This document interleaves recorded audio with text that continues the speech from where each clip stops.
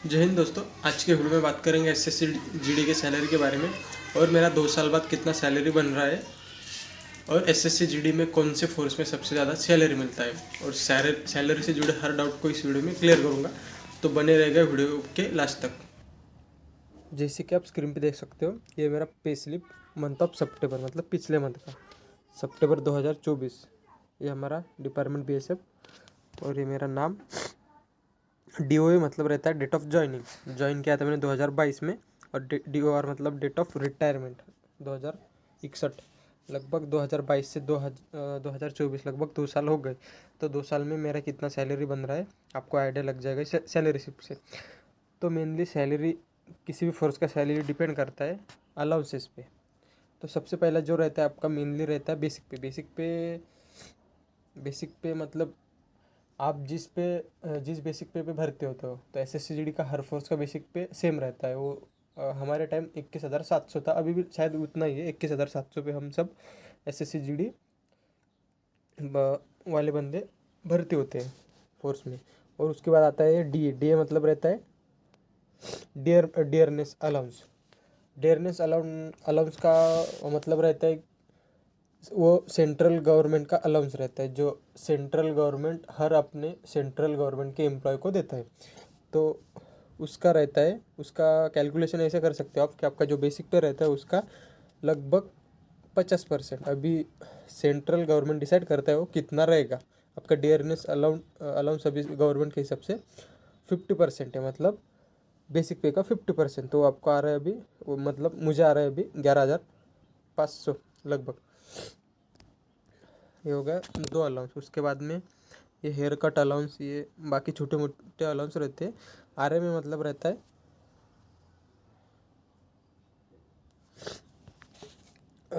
RA में मतलब रहता है आपका ration money allowance. Ration money मतलब जो आप खाना खाते हो उसका पैसा आपको गवर्नमेंट देता है।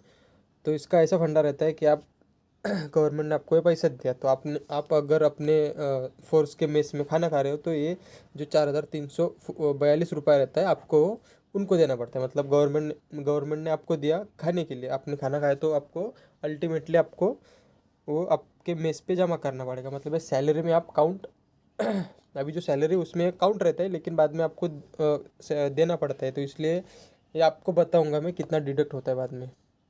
उसके बाद में ये जो रहता है आर एच मतलब रिस्क हार्ड अलाउंस। तो सैलरी का सबसे मेन जो अलाउंस रहता है यही रहता है आर एच। इस पे सैलरी आपकी डिपेंड करती है। तो आर एच का मतलब रहता है, अभी जैसा मेरा पोस्टिंग है बंगाल में, तो उसका रिस्क अलाउंस डिसाइड रहता है बीएसएफ का। बंगाल में 20 रिस्क अलाउंस है 7,500। तो मैं कह रहा हूँ बार बार कि इस पे डिपेंड सैलरी क्यों रहता है, क्योंकि अगर रिस्क अलाउंस मतलब वो आपके लोकेशन पे डिपेंड करता है। अगर आपका लोकेशन रहा जम्मू में, तो आप जम्मू में तो बीएसएफ का जम्मू में रिस्क अलाउंस है 21,700। अगर बीएसएफ का छत्तीसगढ़ में रिस्क अलाउंस है 19,000 के करीब, त्रिपुरा में 7,000 से 8,000 के करीब, मणिपुर में 10,000 के करीब। तो ये रिस्क अलाउंस पे आपका पूरा सैलरी अप डाउन होता है। तो अभी बंगाल में पकड़ लो 7,500 रिस्क अलाउंस है, तो उस हिसाब से मेरा अभी सैलरी बन रहा है लगभग 47। इनकेस ये जम्मू में रहता है तो रिस्क अलाउंस रहता 21,000, तो मेरा सैलरी लगभग 60,000 के करीब बन जाता है। तो आपका जो आपको डाउट रहता है कि जितना ज़्यादा सर्विस होता है उतना हमारा सैलरी बढ़ता है, ये मतलब ये मेन फैक्टर नहीं रहता। मेन फैक्टर आपका ये रहता है आप कौन सी लोकेशन पे पोस्टेड होगे, तो इस हिसाब से आपका सैलरी डिसाइड होता है। तो आर एच होगा मेरा 7,500। उसके बाद में एच आर ए मतलब होम रेंट अलाउंस। आप जहाँ पे रहते हो उसका आपको अलाउंस मिलता है। टीपीटी ऑल ये गवर्नमेंट का ही रहता है 2,700। Soap allowance, toilet 56। और बाद में ये कॉलम में ये रहता है डिडक्शन में मेन डिडक्शन आपका ये सीपीएफ अमाउंट, ये गवर्नमेंट को आपका पैसा जाता है, गवर्नमेंट ही कट करता है। तो अभी बात करेंगे सैलरी के बारे में। तो मेरा अभी यहाँ पे देख सकते हो आप 51,699 मेरा ग्रॉस पे बन रहा है। तो ग्रॉस पे में से डिडक्शन हो रहा है 3495, मतलब 3,500 लगभग।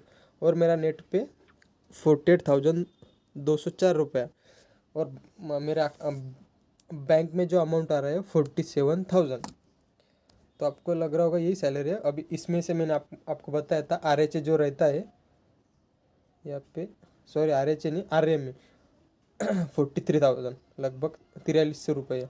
तो ये आपको आपके मेस में जमा करना पड़ेगा। तो इसमें से आप 43 में से और 4,000 घटा दोगे, तो लगभग आपका 42 से 43 तक मेरा अभी सैलरी बन रहा है, लगभग 2 साल में। तो आपको डाउट आपका क्लियर हुआ होगा कि सैलरी कभी भी आपके सर्विस पे डिपेंड नहीं करता है कि आपका सर्विस कितना हुआ। फिर भी आप सर्विस पे ये डिपेंड करता है आपका बेसिक पे मतलब हर मंथ हर साल को आपका बेसिक पे लगभग 1,000 से बढ़ता है। तो जितना सर्विस ज़्यादा होता है उतना सैलरी बढ़ता ही है, ये बात सेकेंडरी। लेकिन फर्स्ट ऑफ ऑल आपका लोकेशन कहाँ पे, इस पे सैलरी डिपेंड करता है।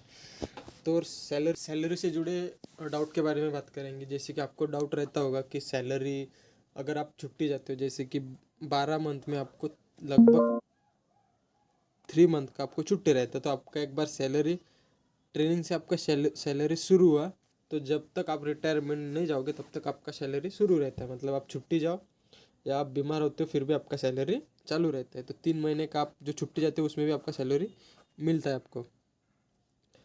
और बात करेंगे कि कौन से फोर्स में सबसे ज़्यादा सैलरी मिलता है। तो इसका सीधा सीधा आंसर आपको पता होगा कि जिसका लोकेशन हार्ड जगह पे रहता है उस फोर्स को ज़्यादा सैलरी मिलता है। तो सबसे ज़्यादा सैलरी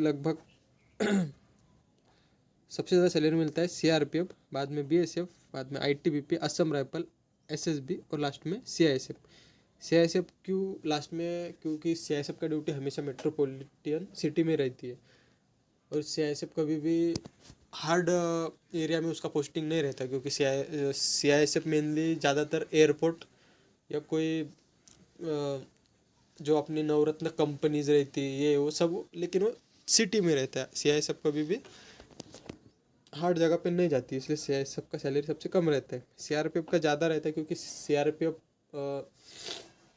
उनका ज़्यादातर इंटरनल सिक्योरिटी नक्सलवादी एरिया इधर उधर रहता है, इसलिए CRPF का सबसे ज़्यादा सैलरी रहता है।